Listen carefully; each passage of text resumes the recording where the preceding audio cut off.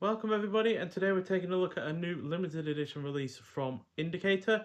This is one of their single limited edition releases, and it is 1949's Undertow.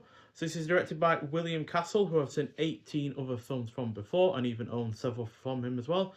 As you can see, there's a box set right behind me there, also from Indicator. So yeah, favourites from him would be the likes of The Tingler, Straitjacket, Homicidal, and House on Haunted Hill, which are all within the horror genre. But he's also done plenty of film noir crime films like this one, like four of the Whistler films, another Indicator box set focused on those films as well. So four of them are from him, as well as Hollywood Story.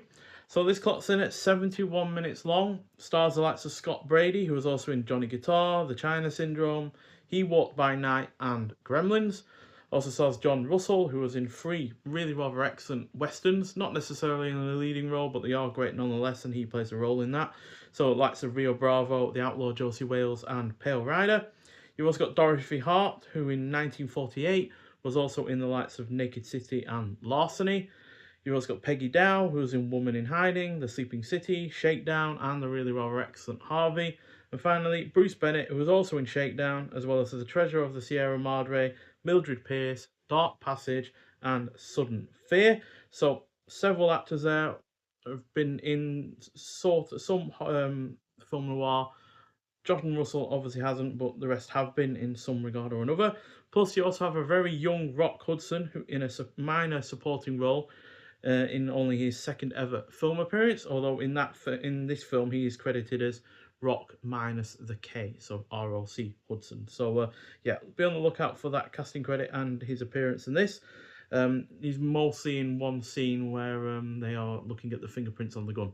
So just look out for that. So yeah, reformed Chicago mobster Tony Reagan is framed for the murder of his former boss, Big Jim, the uncle of his fiancee Sally. Forced to go on the run, he seeks to clear his name with the help of an old friend.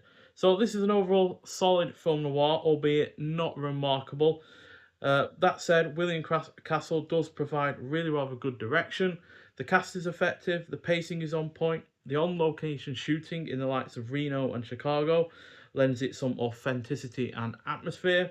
It is well shot and it is overall engrossing, while ultimately being only 71 minutes, it doesn't outstay its welcome. So yeah, this isn't a high-class film noir by any stretch of the imagination. You do have cast members that are known if you're into this kind of genre or into 1940s 1950s films, but if you're not really into them, then yeah, none of these names are going to immediately spring up any memories or knowledge about them in other films.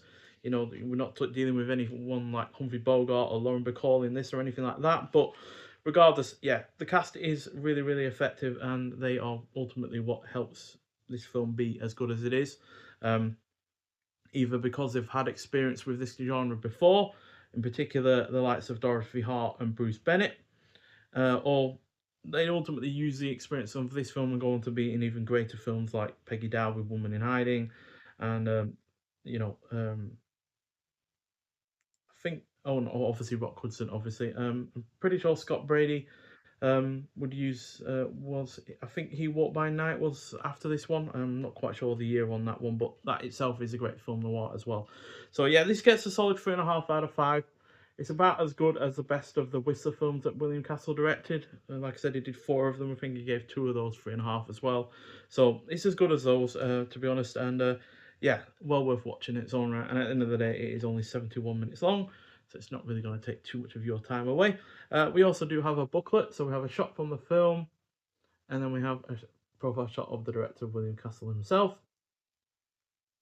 I'm pleased that this has gotten a release purely just because it's another William Castle film to add to my collection.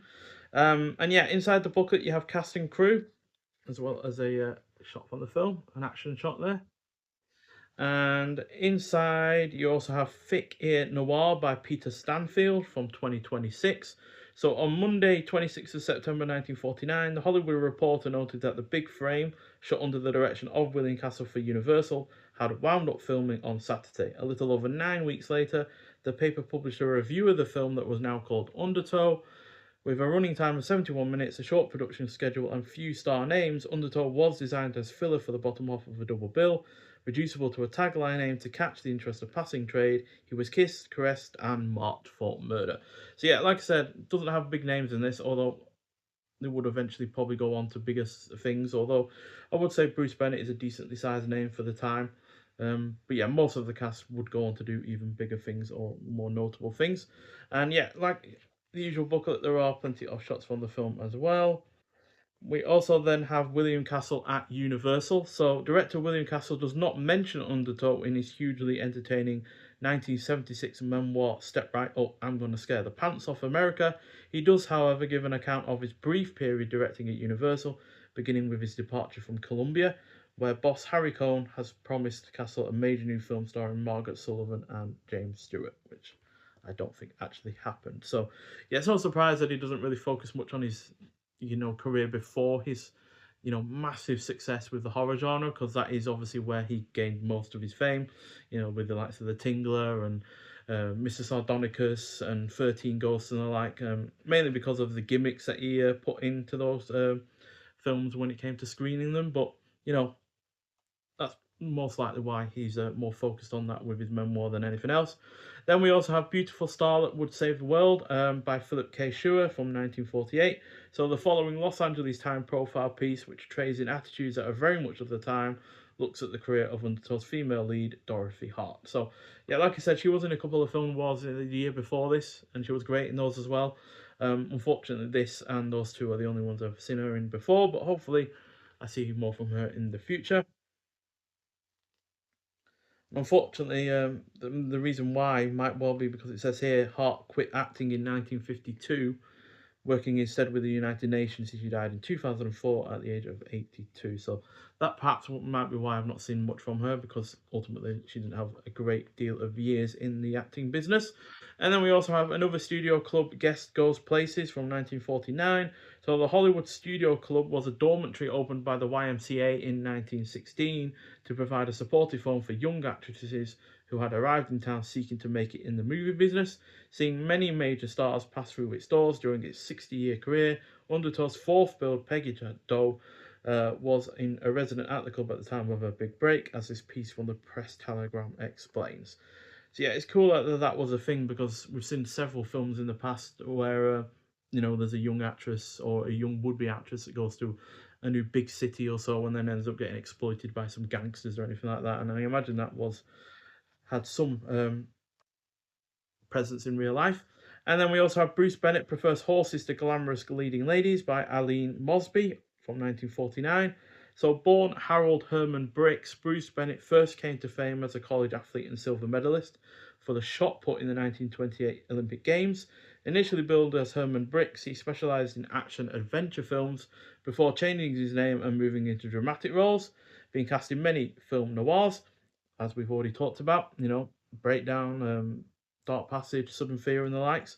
As this 1949 profile from Los Angeles Evening Citizen News shows, Bennett longed to appear in a different genre, and by the title, I imagine that is westerns. Don't think I've seen him in a western though before. So yeah, and then we have a Arthur T. Horman did journalistic job of merit on new movie from 1954.